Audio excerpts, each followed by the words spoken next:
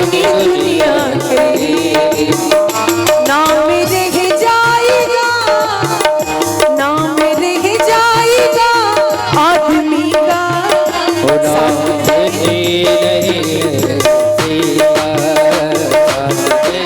आएगा आदमी का नाम रह जाएगा आदमी का साथ देती नहीं किसी का साथ देती नहीं किसी का।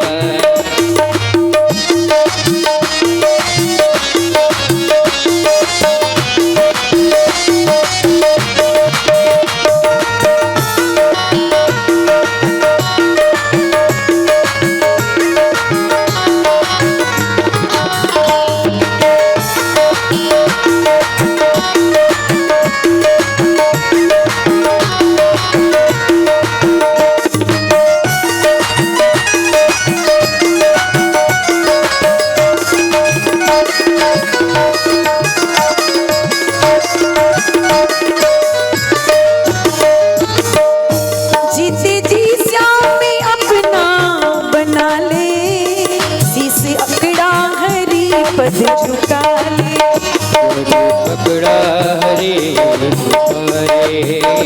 जीते जी श्याम अपना बना ले, शीस अकड़ा हरी पद झुका ले पकड़ा हरे पद झुका ले शीस अकड़ा हरी पद झुका ले। मरने से पहले, मरने से पहले हो जा हरि का साथ देते नहीं ये किसी को साथ देते नहीं का भरोसा किसी का साथ देती है किसी का साथ देती है किसी। बोलिए भगवती वत्सल जगत में भ्रमण करते हुए अपने आप को पागल सिद्ध कर दिया और परमहंस वृत्ति को धारण किया है। सुखदेव जी महाराज कहते हैं परीक्षित इन्हीं के बेटा हुए श्री भरत जी महाराज।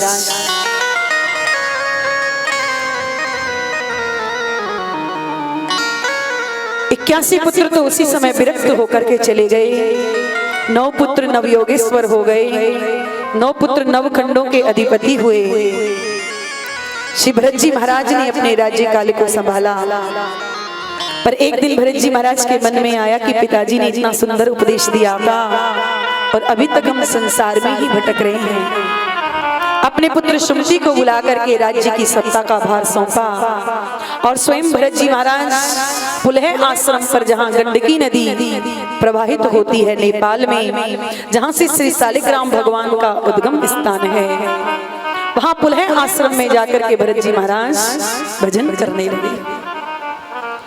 परंतु एक दिन नदी में स्नान कर रहे थे, सूर्य भगवान को अर्घ्य दे रहे थे कि उसी समय कोई गर्भवती मृगी नदी में जल पीने के लिए आई। जैसे ही जल पीने लगी कि जंगल से किसी सिंह ने दहाड़ लगाई। सिंह की दहाड़ सुन करके मृगी ने जल में छलांग लगा दी। उसके गर्भस्थ शिशु ने नदी में जन्म ले लिया। मृगी दूसरे किनारे पर गई, एक गुफा में जाकर के उसका प्राणांत हो गया। पर जो उसका गर्भगत शिशु था, मृग शावक था, वो नदी में बहता हुआ जा रहा था। जैसे ही भरत जी की दृष्टि उस मृग शावक पर पड़ी, भरत जी ने को दया आ गई। भरत जी ने सोचा कि ये बर्फीला जल है और ये बालक मर जाएगा। तुरंत डुबकी लगा करके भरत जी ने उस मृग शावक को अपने गोद में उठा लिया। नदी से बाहर आए, अपने आश्रम पर लेकर के आए, सूखे तृण एकत्रित करके उसमें आग लगाई और उस मृग शावक के प्राणों की रक्षा की। इसे हम प्रेम की संज्ञा दे सकते हैं। भरत जी ने उस मृग शावक के प्राणों की रक्षा की, उसे बचाया। परंतु धीरे धीरे उस मृग शावक में भरत जी का मन इतना रम गया कि अब उस मृग शावक के बिना भरत जी रह ही नहीं पाते। कहाँ तो 24 घंटों में 21 घंटा बैठ करके भजन करते थे और कहाँ 2 घंटा भी ठीक से माला पर भजन नहीं कर पा रहे। धीरे धीरे वे मृग शावक बड़ा हो गया। भरत जी भजन करने बैठते हैं तो अपने नन्हे नन्हे सींगों से आकर के पीठ कुरेदने लगता है। कभी उसके लिए हरी हरी घास बीन करके लाते हैं। एक दिन भरत जी तो भजन में बैठे थे, मृग शावक भी थोड़ा बड़ा हो गया था। चरते चरते दूर जंगल में निकल गया और अपने झुंड में जाकर के मिल गया। लौट करके नहीं आया, रात्रि हो गई। अब तो भरत जी उस मृग शावक के प्रेम में व्याकुल हो गए। एक मृगा के संग ते भरत धरी मृग देख, तुलसी बांकी कौन गति, जो घर घर करत सने। मृग शावक जब रात को लौट करके नहीं आया, भरत जी व्याकुल हो गए। चारों ओर मृग शावक को खोजने लगे, चंद्रमा को पुकारने लगे, हे चंद्रदेव, आप तो औषधियों के स्वामी हैं, वनस्पतियों के स्वामी हैं, आप ही अपनी किरणों को फैला करके देखिए कि मेरा नन्हा सा बालक कहाँ चला गया, कहीं कोई हिंसक जीव ने उसका वध तो नहीं कर दिया। उसी समय भरत जी का अंतिम समय आ गया और उस मृग शावक को याद करके भरत जी की मृत्यु हो गई। दूसरे जन्म में भरत जी को मृग बनना पड़ा, परंतु पूर्व जन्म की स्मृति नष्ट नहीं हुई, क्योंकि भजन कभी व्यर्थ नहीं जाता है।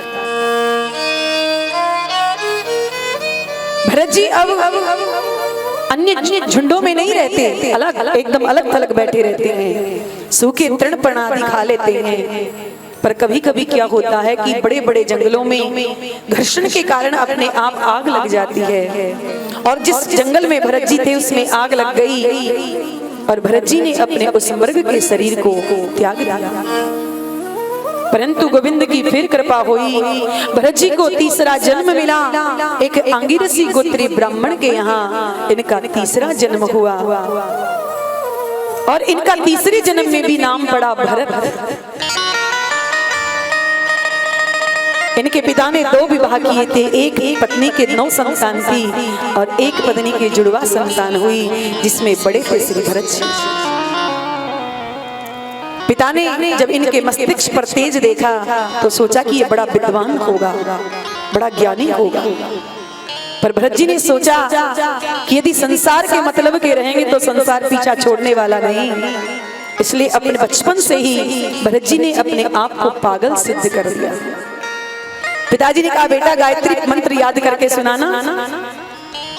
भरत जी ने सोचा आज गायत्री मंत्र याद करके सुना दिया तो कल कहेंगे सत्यनारायण भगवान की कथा याद कर लो, फिर कहेंगे कि यजमानों के यहाँ विवाह पढ़ाने जाओ, फिर कहेंगे कि किसी की अंत्येष्टि क्रिया कराने के लिए जाओ। तो जिन बंधनों में से बचना चाहता हूँ उन्हीं बंधनों में बंध जाऊंगा।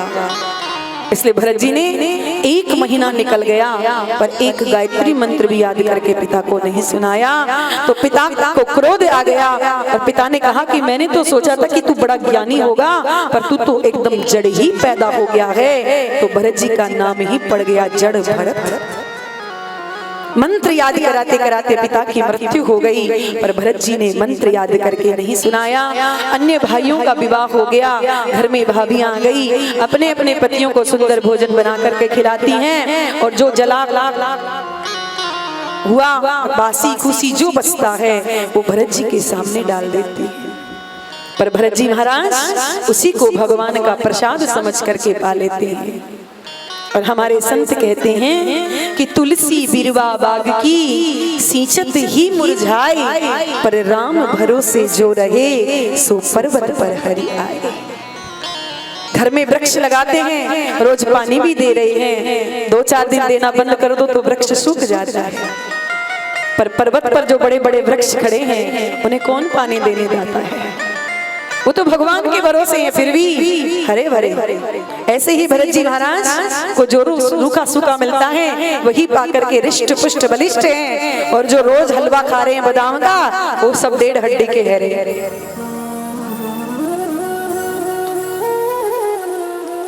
भाइयों ने भरत जी से कहा कि भैया खेत में फसल पक गई है, जाकर के खेत की रखवाली करो। भरत जी खेत पर तो आ गए, पर खटिया पड़ी थी, खेत खटिया पर सो गए। अरे भाई, राम जी का खेत है और राम जी के पक्षी हैं, मैं कौन होता हूँ इन्हें मना करने वाला। और भरत जी तो तान दुपट्टा सो गए और कहते हैं राम जी की चिड़िया, राम जी का खेत, खाओ मेरी चिड़िया भर भर पेट। राम जी की चिड़िया, राम जी का खेत, खाओ रे चिड़िया भर भर पेट। राम जी की चिड़िया, राम जी का खेत, खाओ मेरी चिड़िया भर भर पेट। राम जी की चिड़िया, राम जी का खेत, खाओ रे चिड़िया भर भर पेट। तो भाइयों ने भरत जी को खेत से भी निकाल दिया। इधर एक सिंधु सोबीर देश का राजा, एक भीलों का राजा जिसके कोई संतान नहीं हुई, उसने माँ भद्रकाली के सामने प्रतिज्ञा की, माँ यदि मेरे घर में संतान हो जाएगी तो मैं तुम्हें नर बलि चढ़ाऊंगा। जब उसके यहाँ संतान हो गई तो नर बलि के लिए जिसको पकड़ के लाए थे वो रात में अवसर देख करके भाग गया। राजा ने कहा कि जो मिले उसी को पकड़ के लाओ। सेवक गए, रास्ते में और कोई तो मिला नहीं, भरत जी महाराज मिल गए मोटे तगड़े, सो भरत जी को पकड़ के ले आए। भरत जी ने कोई आनाकानी भी नहीं की, भरत जी उनके साथ चले आए, सुंदर सुगंधित जल से स्नान कराया, सुंदर सुंदर वस्त्र अलंकार धारण कराए। जैसे ही सवेरा हुआ माँ भद्रकाली के सामने भरत जी को लाया और कहा कि अब आप सिर झुका करके बैठ जाओ। भरत जी ने कहा क्यों? बोले अब तक जैसे प्रेम से सेवा स्वीकार की थी, अब इस सेवा को भी स्वीकार करो। भरत जी ने सोचा जैसे प्रभु की इच्छा, और माँ भद्रकाली के सामने सिर झुका करके भरत जी बैठ गए। राजा ने हाथ में खड्ग उठा ली, पर माँ भद्रकाली ने विचार किया कि ब्रह्म ज्ञानी चरणों में सिर झुका करके बैठा है और ये दुष्ट इसे मारना चाहता है। जैसे ही राजा ने खड्ग उठाई है भरत जी को मारने के लिए कि भद्रकाली की मूर्ति चटचटा करके फट गई और उसमें से माँ काली प्रकट हो गई है। बोलिए भद्रकाली मैया की। राजा के हाथ से तलवार छीन ली है और जितनी उसके अनुयायी सेवक थे सबका मस्तक काट दिया है, रक्त की धारा बहने लगी है। जब भरत जी ने सिर उठा करके देखा तो मंदिर का दृश्य बदल गया। भरत जी ने सोचा माँ ने आज मुझे बचा लिया है, परंतु इससे प्रसन्न नहीं है, ना कोई कष्ट था मन में कि कोई मुझे मार रहा है, क्योंकि भरत जी ब्रह्म ज्ञानी हैं, वो हर परिस्थिति में समान रहते हैं। भरत जी ने माँ काली को प्रणाम किया और प्रणाम करके वहां से चले गए। मार्ग में जा रहे थे, सुखदेव जी बाबा कहते हैं परीक्षित उधर से सिंधु सोबीर देश का राजा रघुगण पालकी में बैठ करके आ रहा था। 4 कहार उसकी पालकी लेकर के चल रहे थे, पर एक कहार बीमार हो गया। तो राजा से कहा राजन एक कहार चलने में अस्वस्थ है। राजा ने कहा कि सारी पृथ्वी के जो जीव हैं वो मेरी प्रजा हैं, किसी को भी पकड़ के ला करके पालकी में लगा दो। सेवक गए और कोई मिला नहीं, भरत जी चले आ रहे थे सामने से, भरत जी को ही पकड़ करके लाए और पालकी के आगे सबसे आगे लगा दिया।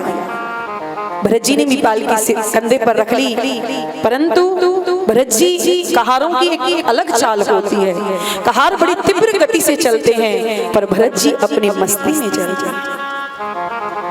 जैसे ही भरत जी राजा की पालकी लेकर के चलने लगे कि सामने से कोई पैरों के नीचे चींटा आ गया। और संत जब चलते हैं तो अपने आगे की भूमि को देख करके चलते हैं कि कहीं मेरे पैर से किसी जीव की हिंसा न हो जाए।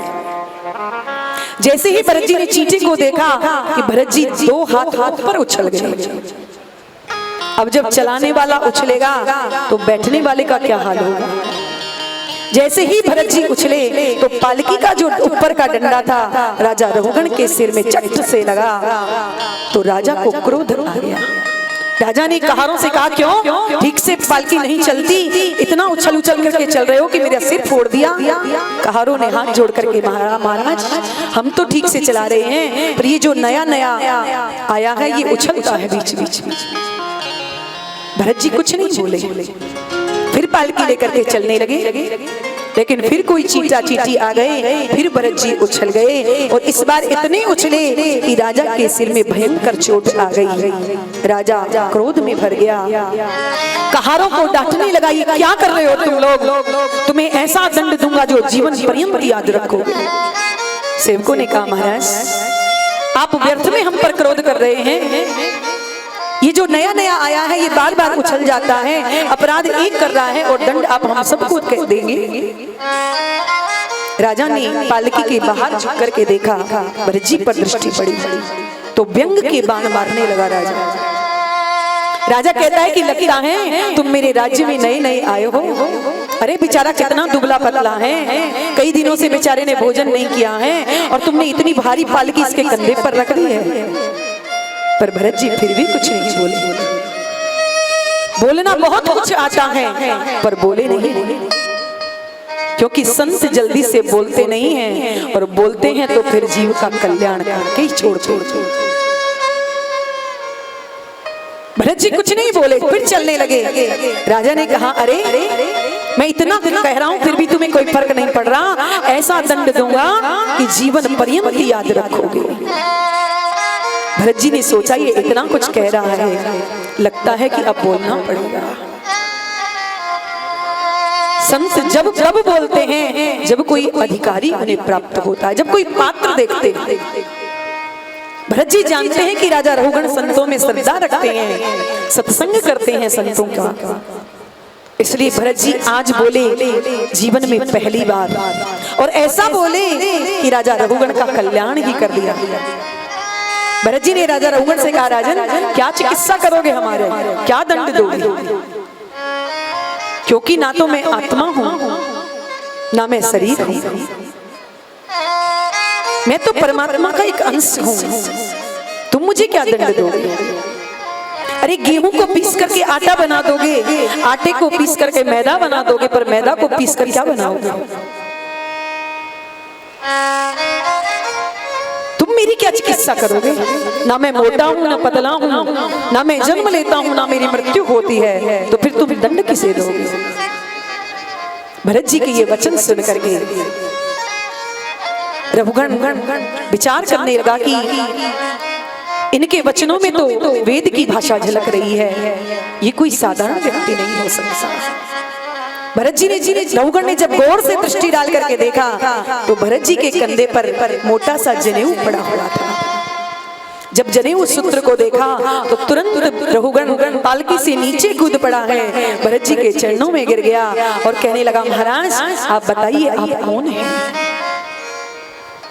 मुझे इंद्र से डर नहीं लगता, मुझे यमराज के वज्र से डर नहीं लगता, मैं डरता हूं तो केवल ब्राह्मणों के श्राप से। मैं नहीं चाहता कि ब्राह्मण का अपमान मुझसे हो जाए,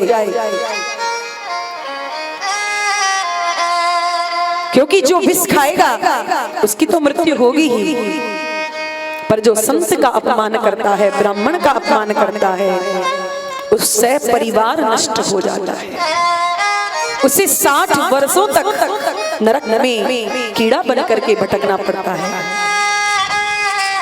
इसलिए आप बताइए कि आप कौन हैं। भरत जी कहते हैं, राजन घबराओ नहीं, हम भी ब्राह्मण हैं, पर ऐसे वैसे ब्राह्मण, खतरनाक ब्राह्मण नहीं है, तुम्हें चिंता करने की आवश्यकता नहीं है राजन। और महाराज भरत ने राजा रघुगण को दिव्य भवाटवी का बड़ा सुंदर उपदेश दिया है। जब भयंकर नरकों का वर्णन किया कि जीव जैसा पाप करता है उसे नरकों में गिरना पड़ता है, क्योंकि 99 लाख योजन नीचे 28 प्रकार के नरक बने हुए हैं। जीव जैसा कर्म करता है उसे वैसी ही यातनाएं वहां भोगनी पड़ती है। तामिश्र अंध्र तामिश्र रौरव महानौरव कुंभी पाक असी पत्र वन वन ऐसे अनेक प्रकार के नरक हैं। जो किसी की हिंसा करता है उसे रौरव नाम के नरक में गिरना पड़ता है। जो किसी को कुदृष्टि से देखता है, किसी के धन को छीन लेता है तो उसे कुंभी पाक नाम नरक में गिरना पड़ता है। भयानक वर्णन किया नरकों का, खगोल भूगोल का वर्णन किया भरत जी ने। और भरत जी कहते हैं राजन तुम तो अभी राजा हो, मैं तो पूर्व जन्म का राजा था, पर एक मृग में आसक्ति हो गई तो मुझे मृग बनना पड़ा, फिर मुझे तीसरा जन्म लेना पड़ा है, परंतु अब मैं किसी में आसक्ति नहीं करूंगा। ये भारत भूमि ऐसी है जिस भारत भूमि में आने के लिए, जन्म लेने के लिए देवता भी तरसते रहते कि अहो अमीसा किमकारी शोभनम प्रसंग ऐसां स्विदुत स्वयं हरि ये जन्म लब्ध्वा नित्य भारतार्जिरे मुकुंद सेवो पैका स्पृहाहीना। स्वर्ग के देवता भी इस भारत भूमि में जन्म लेने के लिए तरसते रहते हैं कि ये मानव जो आज तक हमारी पूजा कर रहे थे, यदि इसी प्रकार से परब्रह्म की आराधना करते रहे तो न जाने किसी न किसी काल में हमें इन मानवों की सेवा करनी पड़ेगी। यदि आपका ही कर्मचारी आपका अधिकारी बन करके आ जाए तो क्या आपको उससे स्पृहा नहीं होगी, जलन नहीं होगी? उसी प्रकार से मानवों को प्रभु के द्वारा जब आरक्षण प्राप्त हो गया है कि ये कर्म भूमि है, जीव जैसा कर्म करेगा वैसे ही उसको फल मिलेगा, पर देवताओं की ये कर्म भूमि नहीं है, ये भोग भूमि है। इसलिए जितने भी देवी देवता हैं, जितने भी जीव हैं, वो जब पुण्य करते हैं तब उन पुण्यों का फल भोगने के लिए उन्हें स्वर्ग में जाना पड़ता है, तब उन्हें स्वर्ग का सुख मिलता है। तो मानव जब शुभ कर्मों में प्रवृत्त होता है तो देवताओं को डर लगने लगता है, देवता सब भयभीत हो जाते हैं कि यदि ये ऐसे ही करते रहे भगवान की उपासना तो एक न एक दिन इन मानवों की सेवा हमको करनी पड़ेगी। जो सुख इस भारत भूमि में है वो सुख स्वर्ग में भी नहीं मिलेगा। आज हम भारत भूमि में जन्म लेकर के आए हैं। आज यहाँ हम लोग अनेकों उत्सव मनाते हैं, राम जन्मोत्सव, कृष्ण जन्मोत्सव, कभी राधा अष्टमी तो कभी कृष्ण जन्माष्टमी, कभी झूला महोत्सव तो कभी रंगीली पंचमी तो कभी फागोत्सव मनाते हैं, परंतु स्वर्ग में ये सब नहीं मिलता। स्वर्ग में तो अपने जो पुण्य एकत्रित किया है उनका केवल कुछ क्षण के लिए उपभोग करने के लिए हम जाते हैं।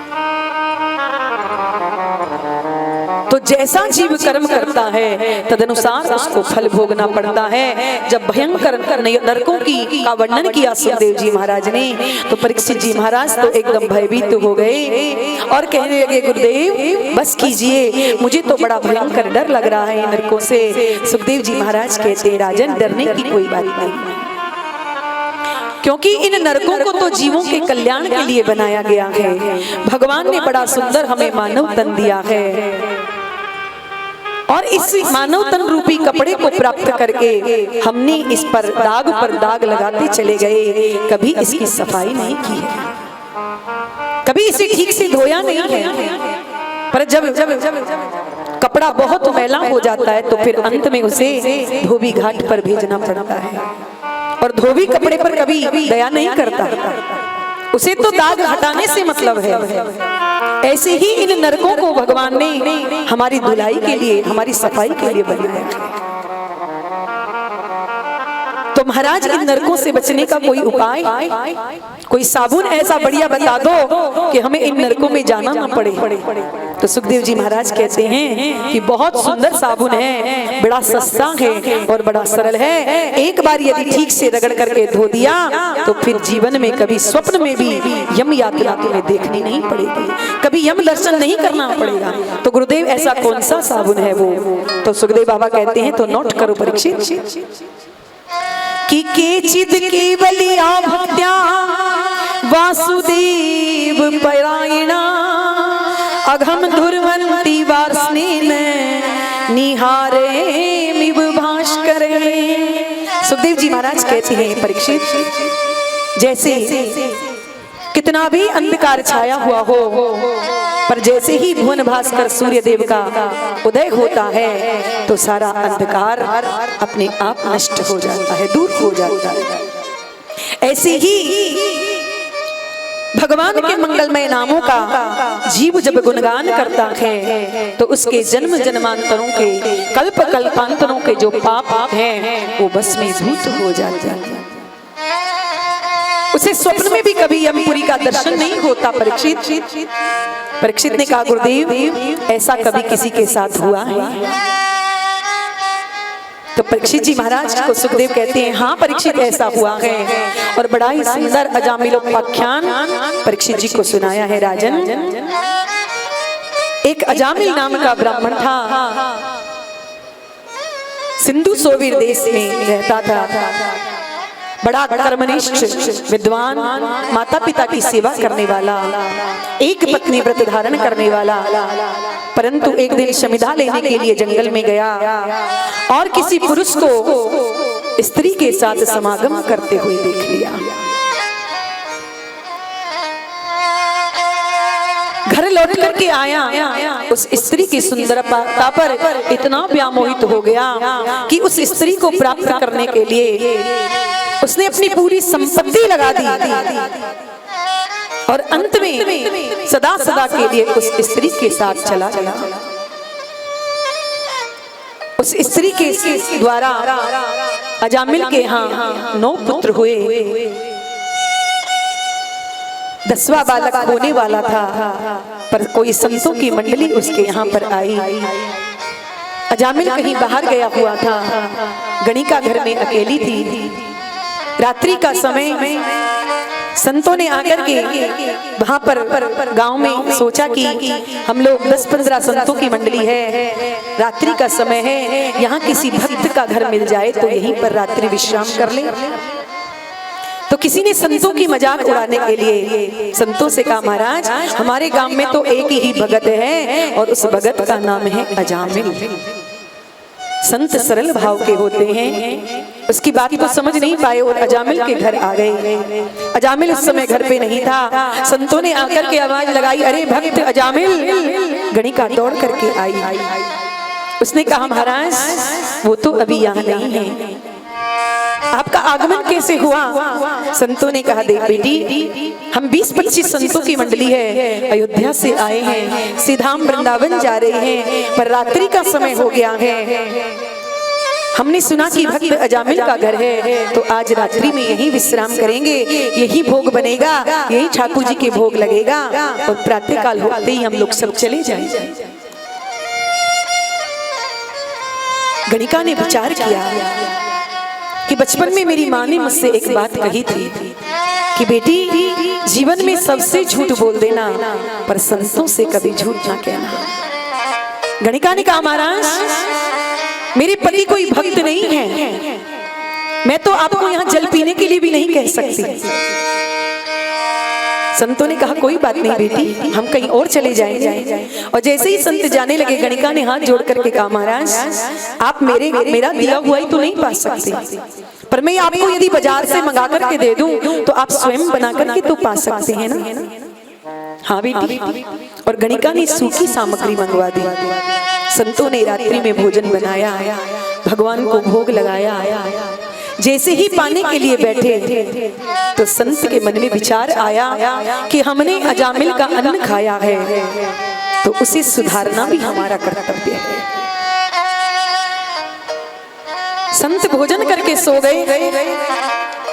रोज अजामिल चोरी करके प्रातःकाल 4 बजे आता था, पर आज रात्रि में ही आ गया। और जैसे ही घर में घुसा कि घर में संतों को देखा, संतों के आसन जमे हुए हैं, तो आग बबूला हो गया। अरे इन संतों को किसने बुलाया है मेरे घर में? गणिका दौड़ करके आई। सारा नगर अजामिल से डरता था, पर अजामिल अपनी पत्नी गणिका से डरता था। गणिका ने कहा, महाराज ये संत हैं, अयोध्या से आए हैं, वृंदावन जा रहे हैं, यदि रात्रि में हमारे यहाँ विश्राम कर लिया तो आपका क्या ले लिया? अजामिल ने कहा, तुमने रखा है तो कोई बात नहीं। प्रातःकाल हुआ, संत स्नान आदि से जब निवृत्त हो गए, संत जब जाने लगे तो अजामिल को बुलाया। बेटा अजामिल इधर आओ।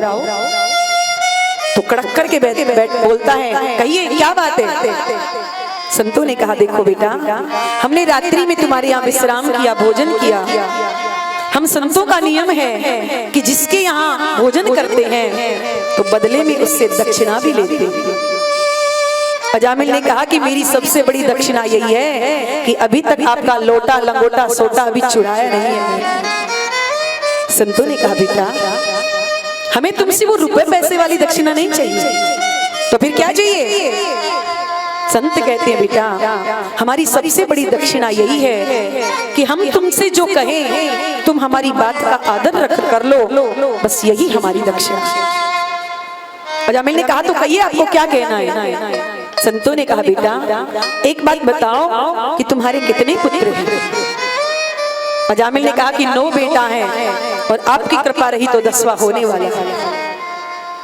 संतों ने कहा कि ठीक है बेटा, इस बार तुम्हारे जो बेटा हो तो तुम उसका नाम नारायण रख लेना, क्योंकि संत जानते हैं कि ऐसे तो भगवान का भजन करने वाला नहीं है। यदि दिन में 2-4 बार भी अपने बेटे के नाम को नारायण को पुकारेगा तो इससे कुछ तो भगवत भजन हो जाएगा। हमारे पहले जो बुजुर्ग होते थे वो अपनी संतान का नाम भगवान के नाम पर ही रखते थे। श्याम सुंदर, मदन मोहन, कृष्णचंद्र, मनमोहन, ऐसे नाम रखते थे, क्योंकि वो जानते थे कि हम भजन नहीं कर सकते। कम से कम अपने पुत्रों के, अपने संतान का नाम लेंगे तो कुछ तो भजन हो जाएगा। पर आज कल के जो शिक्षा पढ़े लिखे माता पिता हैं, उन्हें भगवान के नाम पर अपनी संतान का नाम रखने में शर्म आती है। चिंटू, पिंटू, रिंकी, पिंकी, टिंटी, स्वीटी, ये सब नाम रखते हैं जिनका कोई अर्थ नहीं निकलता। क्या जीव का इन सब नामों को लेने से कल्याण होगा? किसी काल में नहीं हो सकता। संत इतना कह करके चले गए, पर देखो कितना सुगम और सरल मार्ग बता गए। कालांतर में अजामिल के यहाँ 10वां पुत्र हुआ। संतों के कथनानुसार उसने अपने बेटे का नाम नारायण रख लिया।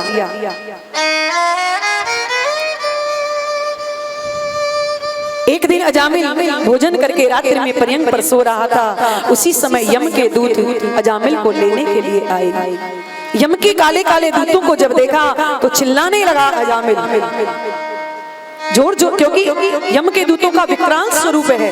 काले कलूटे देख करके चिल्लाने लगा, अरे बचाओ बचाओ। पर कौन बचाने आए? तो दूरी क्रीडन का सक्षम पुत्र नारायण वयम प्लावितेन स्वरारोचि आजुहाव कुलेंद्रिय। दूरी क्रीडन का सक्षम, कुछ ही दूरी पर उसका बालक नारायण खेल रहा था। जैसे ही अपने बेटा नारायण पर दृष्टि पड़ी तो जोर जोर से पुकारने लगा, अरे नारायण आओ मुझे बचाओ, अरे नारायण मुझे बचाओ, अरे नारायण मुझे बचाओ। जैसे ही नारायण नाम लिया कि भगवान के दिव्य पार्षद वहां पर प्रकट हो गए और जो यम के दूत अजामिल को लेने के लिए आए थे उनसे अजामिल को छुड़ाने लगे। यमदूतों ने कहा कि अरे तुम चमकीले चमकीले कौन हो जो अजामिल को हमसे छुड़ा रहे हो? विष्णु दूत कहते हैं कि तुम काले कलूटे कौन हो जो अजामिल को लेकर के जा रहे हो? छोड़ दो इसे। यम के दूत कहते हैं तो हमें नहीं पहचानते, हम यमराज के दूत हैं, अजामिल को लेने के लिए आए हैं। पर तुम कौन हो? भगवान के नारायण के दूत कहते हैं हम विष्णु दूत हैं, और जो हमारे प्रभु का नाम लेता है हम उसे लेने के लिए आ जाते हैं। इसने हमारे प्रभु का नाम लिया है। यमदूत कहते हैं इसने तुम्हारे प्रभु का नाम नहीं लिया, इसने तो अपने बेटे नारायण का नाम लिया है। विष्णु पार्षद कहते हैं कि इसने अपने पुत्र का नाम 2-4 साल पहले रखा होगा नारायण, परंतु हमारे प्रभु का नाम तो अनादि काल से है, और हमारे प्रभु का नाम चाहे कोई कैसे भी लो।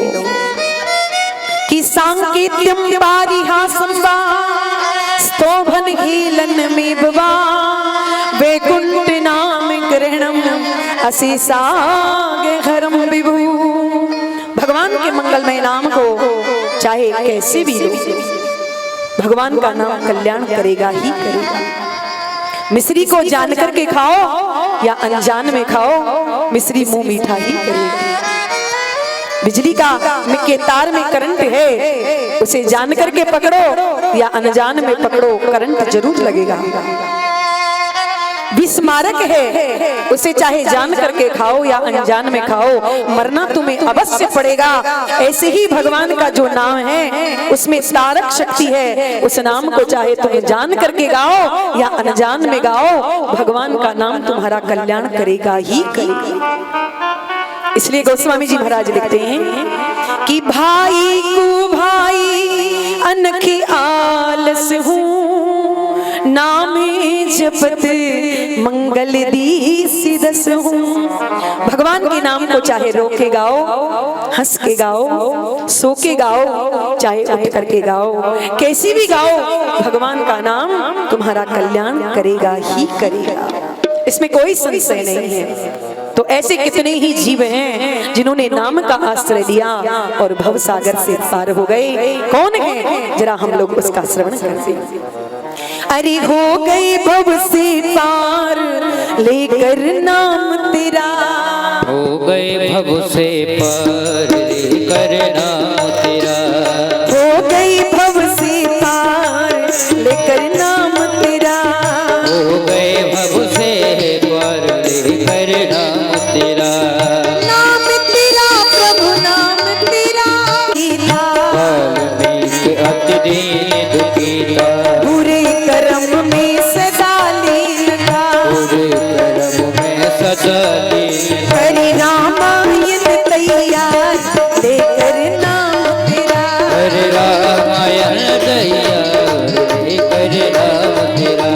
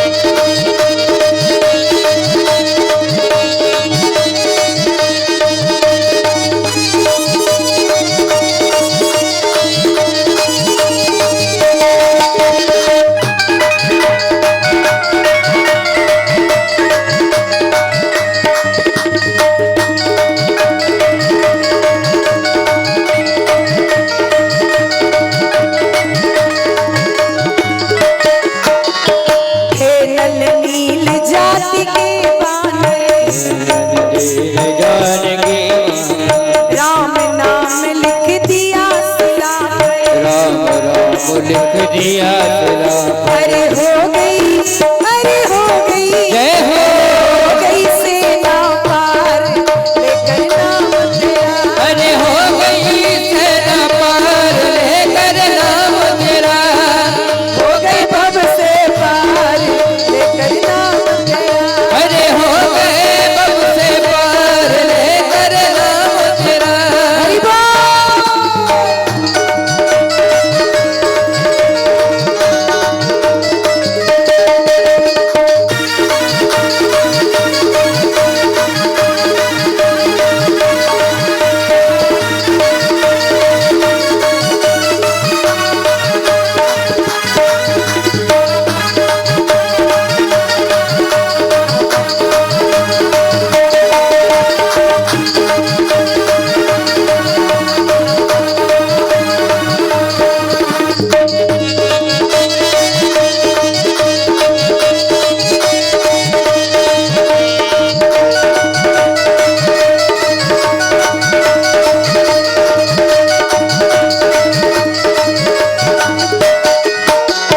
भरी सभा में द्रुपद बुलाए। भरी सभा में द्रुपद बुलाए। भरी सभा में द्रुपद बुलाए। कृष्ण द्वारिका नाथ पुकारे। द्वारिका नाथ ओ पुकारे। कृष्ण द्वारिका नाथ पुकारे। द्वारिका नाथ पुकारे। अरे बढ़ गया अरे बढ़ गया बढ़ गया चीर अपार लेकर नाम तेरा। बढ़ गया लीला पार लेकर नाम तेरा। हो गए भव से पार लेकर नाम तेरा। अरे हो गए भव से पार लेकर नाम तेरा। राधे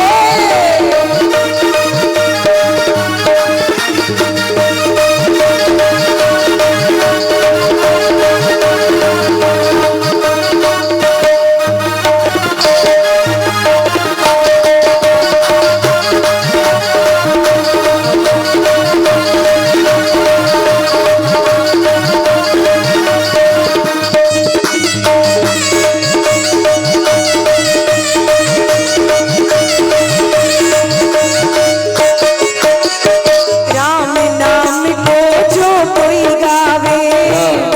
खोजो कोई गावे। राम नाम को जो कोई गावे। राम खोजो कोई गावे। अपने तीनों लोक बनावे। अपने तीनों लोक बनावे। अरे महिमा अरे महिमा महिमा नाम अपार लेकर नाम तेरा। हरि मेहमान मेहमान लेकर नाम तेरा। नाम तेरा प्रभु नाम तेरा। नाम तेरा प्रभु राम तेरा। नाम तेरा हरि नाम तेरा। राम तेरा हरि राम तेरा। सब हो गए भव से पार लेकर नाम तेरा। सब हो गए भव से पार लेकर नाम तेरा। हो गए भव से पार लेकर नाम तेरा।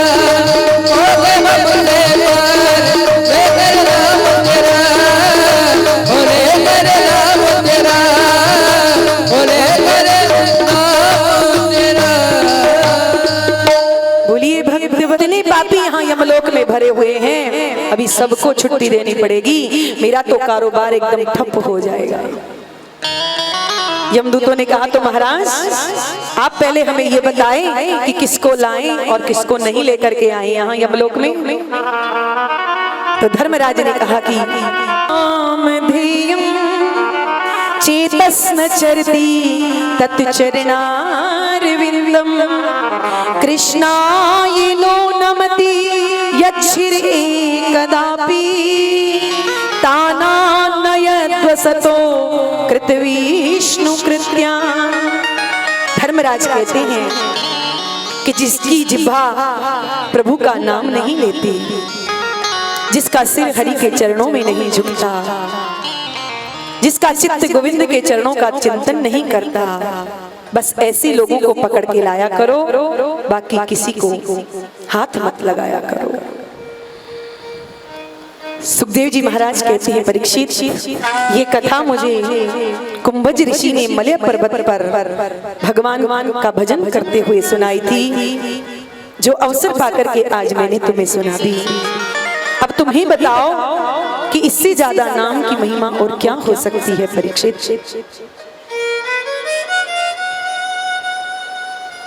जिस अजामिल ने धोखे से पुत्र का नाम लिया तो यमलोक जाने से बच गया।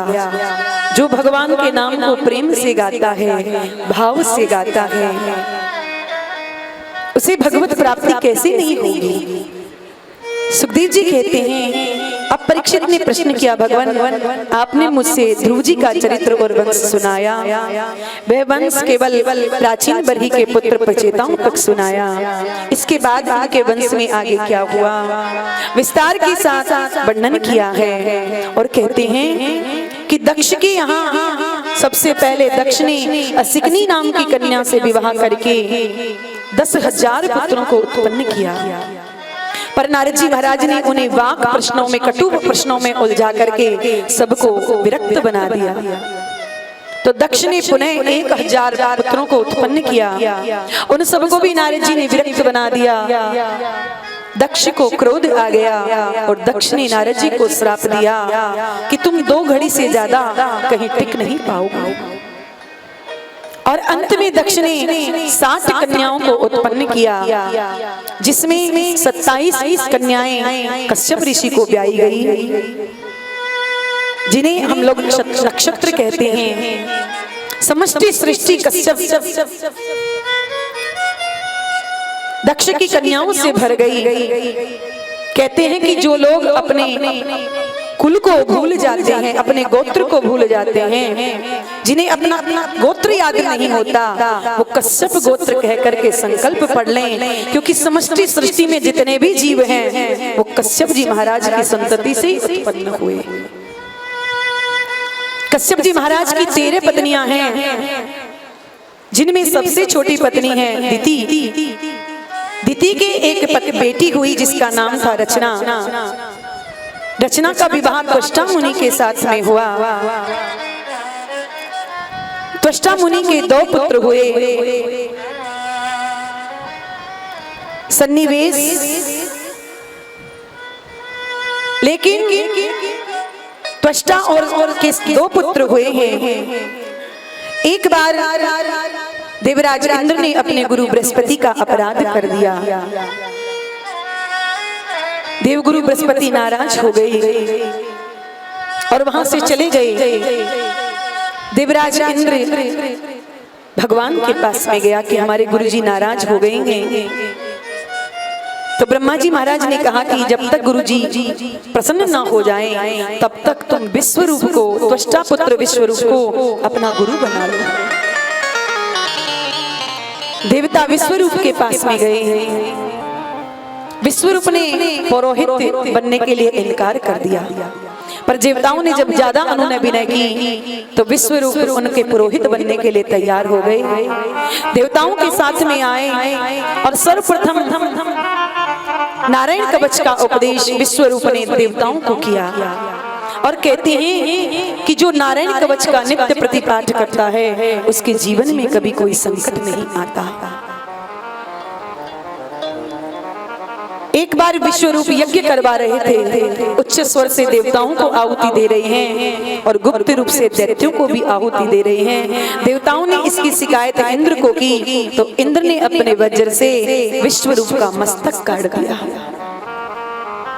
जब त्वष्टा मुनि को यह विदित हुआ तो त्वष्टा मुनि ने एक यज्ञ किया और उस यज्ञ में आहुति दी, पर आहुति में मंत्र त्रुटि हो गई, जिससे उसमें से एक राक्षस उत्पन्न हुआ जिसका नाम था वृत्तासुर। त्वष्टा मुनि ने इंद्र को मारने के लिए वृत्तासुर को भेजा। वृत्तासुर जैसे ही रणभूमि में आया है, भगवान विष्णु ने इंद्र से कहा कि तुम वृत्तासुर को पराजित नहीं कर सकते, इसलिए महात्मा दधीची के पास में जाओ, उनसे उनकी हड्डियों की याचना करो। जब वो अपनी हड्डी तुम्हें दान कर दें तो उससे तुम वज्र का निर्माण कराना, उसमें मैं अपनी शक्ति निहित कर दूंगा, तभी वह वृत्तासुर मारा जाएगा। देवता दधीच मुनि के पास में गई, उनकी हड्डियों की याचना की। परमार्थ जान करके दधीच मुनि ने अपनी हड्डियों का दान कर दिया। देवता दधीच मुनि की हड्डियां लेकर के आए, विश्वकर्मा के द्वारा दिव्य वज्र का निर्माण कराया।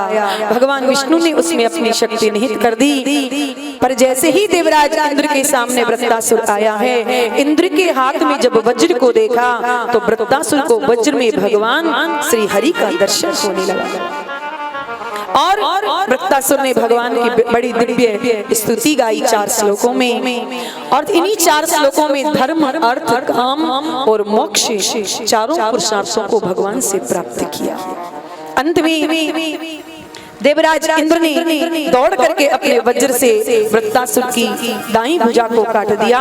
तो बाईं भुजा में वज्र लेकर अस्त्र लेकर के दौड़ा, इंद्र ने उसके दूसरे हाथ को भी काट दिया। तो देवराज इंद्र को अपना विशालकाय मुख फैला करके मारने के लिए दौड़ा है। और उसी समय वज्र सहित देवराज इंद्र को वृत्तासुर अपने मुख में लेकर के पेट में चला गया। अब तो देवताओं में हाहाकार मच गया कि वृत्तासुर ने तो देवराज इंद्र को ही गटक गया है, अब क्या किया जाए। परंतु देवराज इंद्र ने विश्व रूप से नारायण कवच का अध्ययन किया था, नारायण कवच धारण किया था। वृत्तासुर के पेट में जाने के बाद भी इंद्र की मृत्यु नहीं हुई। हाथ में वज्र है।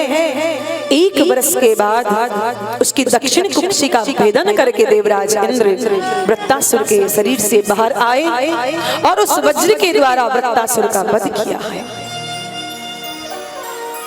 परीक्षित ने प्रश्न किया, गुरुदेव वृत्तासुर तो दैत्य है, राक्षस है, फिर उसमें युद्ध के मैदान में उसके मन में ये भक्ति कहां से जागृत हो गई। तब सुखदेव बाबा कहते हैं, राजन ये वृत्तासुर पूर्व जन्म में चित्रकेतु नाम का राजा था, इसकी कोई संतति नहीं हुई। तो एक बार महात्मा अंगिरा इसके यहाँ पर आए, ये बड़ा दुखी बैठा था। महात्मा ने इसका कारण पूछा तो इसने अपना दुख का कारण उनके सामने रखा। महात्मा ने आशीर्वाद किया, यज्ञ करवाया, यज्ञ का प्रसाद दिया कि इसे अपनी पत्नी को खिला देना तो तुम्हें संतान प्राप्त होगी। राजा ने वह प्रसाद अपनी सबसे छोटी पत्नी महारानी कृतद्युति को खिला दिया। वह गर्भवती हो गई, सुंदर बालक का जन्म हुआ। अब राजा का आकर्षण उस रानी के प्रति हो गया, अधिक प्रेम हो गया अन्य रानियों के प्रति। एक दिन बालक दूध पीकर के सोया हुआ था। अन्य रानियों को सोतिया डाह हो गया कि जब से बालक का जन्म हुआ है राजा रानी से ही, छोटी रानी से ही प्रेम करते हैं। और उन अन्य रानियों ने सोते हुए बालक को जहर दे दिया। बालक की मृत्यु हो गई। जब राजा और करो बालक की उस जीवात्मा ने उस शरीर में प्रवेश किया, नारद जी ने कहा कि बेटा ये तुम्हारे माता पिता हैं, तुम्हारे लिए रो रहे हैं, तुम इनसे प्रेम से मिलो। पर जैसे ही बालक उस शरीर में आया है, बालक ने राजा और रानी से प्रश्न कर दिया कि आप मेरे कौन से जन्म के माता पिता हैं, मैं आपको नहीं पहचानता। राजा ने कहा कौन से जन्म के, मतलब तुम्हारे और भी जन्म हो चुके हैं। बालक ने कहा हाँ मेरे तो कई जन्म हो चुके हैं और हर जन्म में मेरे माता पिता हुए हैं। मैं नहीं जानता कि आप मेरे कौन से जन्म के माता पिता हैं। आप अपना परिचय दीजिए कि आप मेरे कौन से जन्म के माता पिता हैं। राजा को ज्ञान हुआ कि ये तो हम तो इसके याद में मरे जा रहे हैं, प्राणों को त्याग रहे हैं और ये हमसे पूछ रहा है कि हम कौन सी जन्म के माता पिता हैं। तुरंत राजा को ज्ञान हो गया और सब कुछ छोड़ करके भजन करने चला गया और भगवान जनार्दन की दिव्य उपासना की और भगवान का दिव्य पार्षद हो गया। परंतु एक दिन आकाश मार्ग से घूमता हुआ कैलाश पर्वत पर आया। माता भवानी शंकर जी की गोद में बैठी हुई थी। जब भगवान शिव की गोद में माता पार्वती को चित्रकेतु ने देखा तो भगवान शंकर को गाली देने लगा कि देखो इस शंकर को कि कोई भी सभ्य पुरुष जब अपनी पत्नी के साथ बैठता है तो एकांत में बैठता है और इस निर्लज्ज को देखो कि अपनी पत्नी को भरी सभा में निर्वस्त्र होकर के गोद में लेकर के बैठा हुआ। भोलेनाथ तो कुछ नहीं बोले, पर माता पार्वती को बड़ा क्रोध आ गया और माता पार्वती ने चित्रकेतु को श्राप दे दिया, अरे दुष्ट, तुम्हारी इस प्रकार से हमारे प्रति बुद्धि है, जा तू राक्षस हो जा। वही राजा चित्रकेतु माता पार्वती के श्राप से त्वष्टा मुनि के यज्ञ से वृत्तासुर बनकर के